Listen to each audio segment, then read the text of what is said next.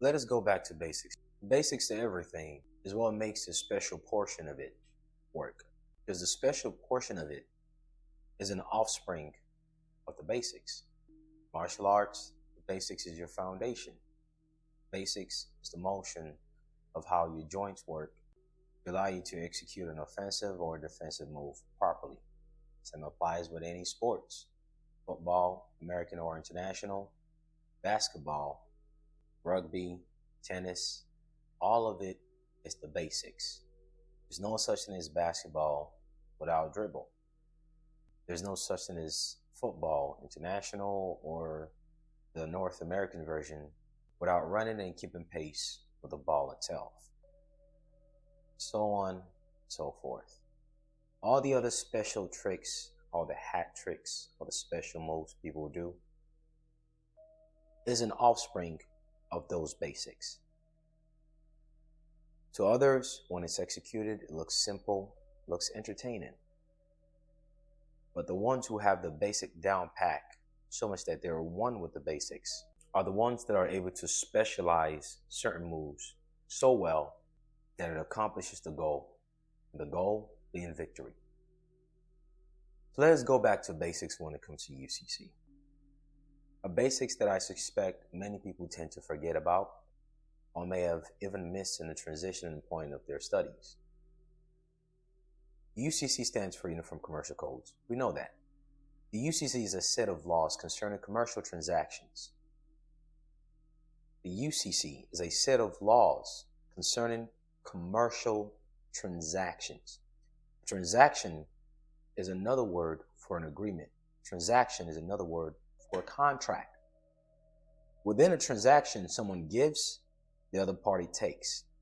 And equivalently, the one that gives also takes, and the one that takes also gives. The good old basics.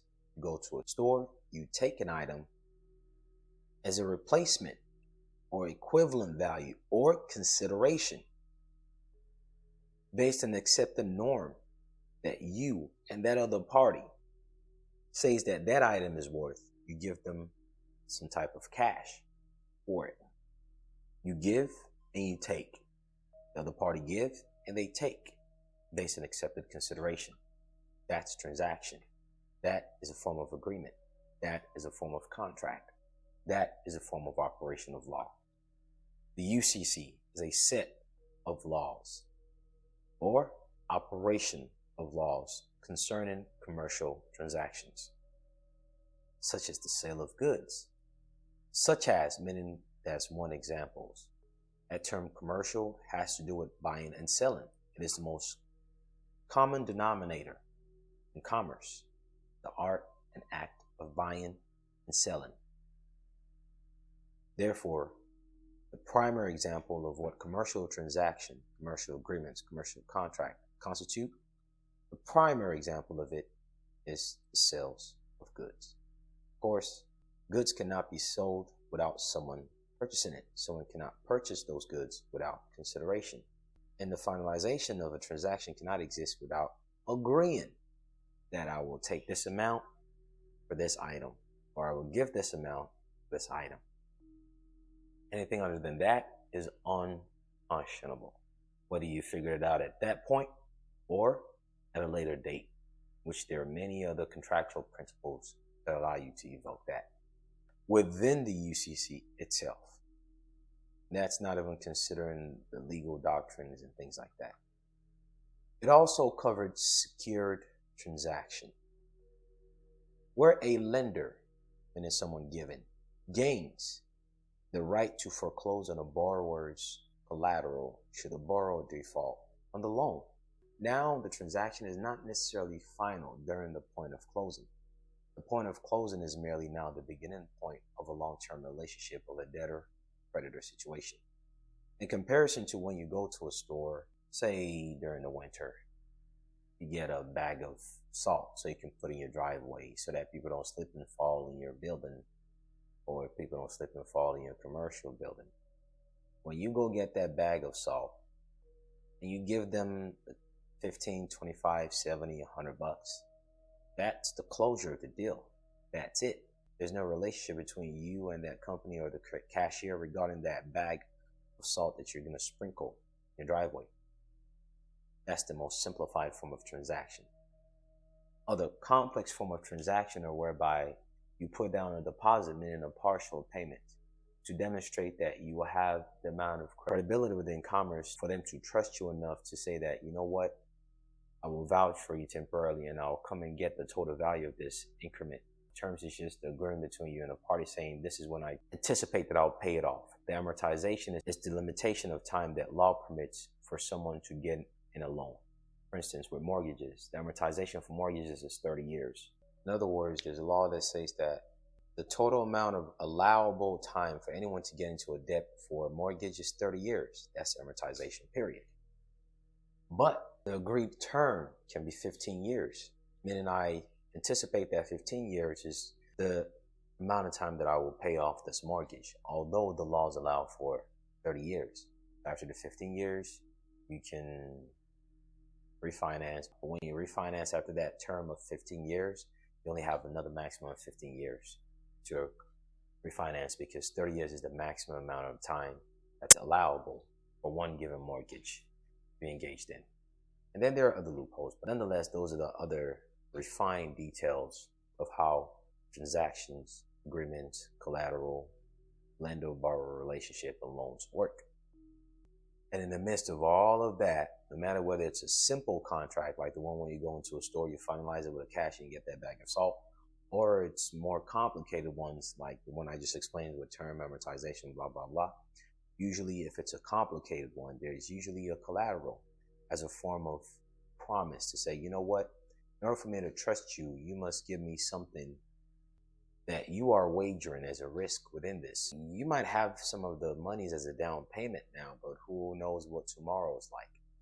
And then that thing the borrower is wagering as a risk is called the collateral. This is also called security interest. Finally, the UCC governs negotiable instrument. So it tells you three things. First, it tells you that UCC covered security transactions.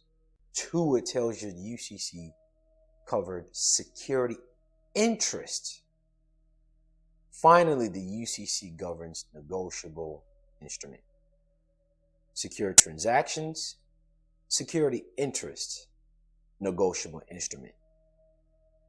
If anyone was to ask you in any conversation, or if you were to ask yourself to refresh yourself to really see whether you get how UCC works, three main branches exist within the UCC.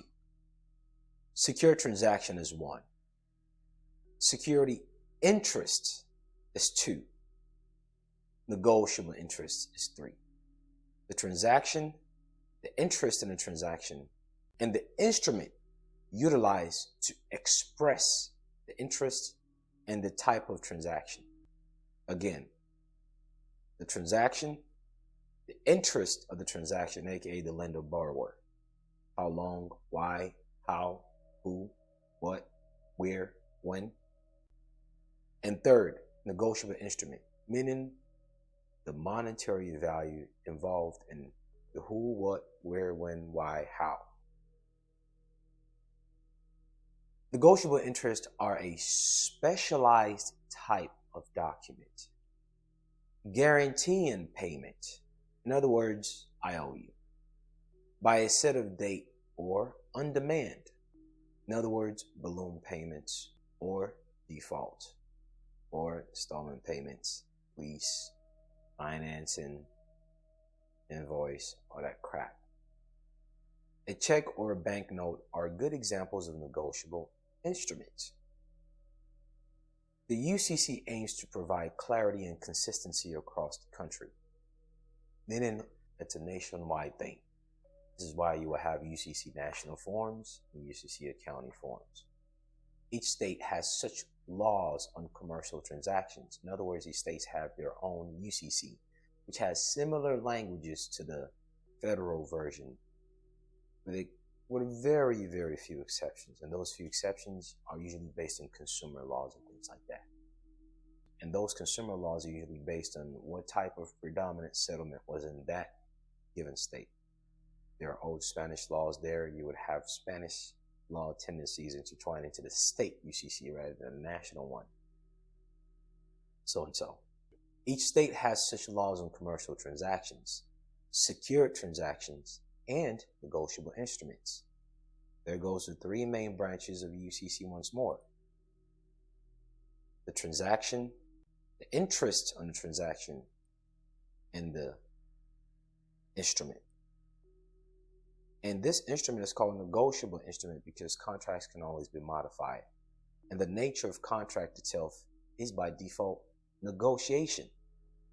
Therefore, all instruments are nunc pro tunc, even if the language are written otherwise within the stipulation of the transaction. Meaning you can come into private agreement with the parties and they can change the language voluntarily. But what they do with people is they trick people because they know people don't know how these things work. Each state has such laws on commercial transactions, security. The complete 37-minute video is posted on the Patreon page. Take care. Best of luck.